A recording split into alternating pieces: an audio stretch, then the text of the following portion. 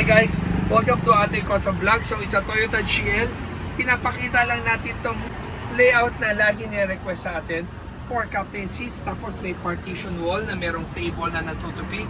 May soundbar sa ilalim, merong cabinets here, may footrest, and then may upuan sa likod. With fiberglass window framings na merong curtain.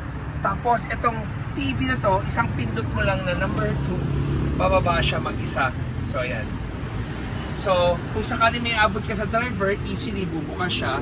And then, kung gusto mo siyang i-hold, pipindutin mo lang ulit ng isa pang beses para lang mag-hold siya. Ngayon, kung ibabalik mo pa akyat, pipindutin mo ito number 1 para umakit siya ulit. So, guys, itong layout na to ay perfect sa mga hindi matatangkad na family. Kasi tiyan mo, saktong-sakto na ako dito. So, kung nasa likod ka, hirap ka na umupo. Pero ito yung tinatawag na You Imagine We Create. Kasi ito, requested by the client.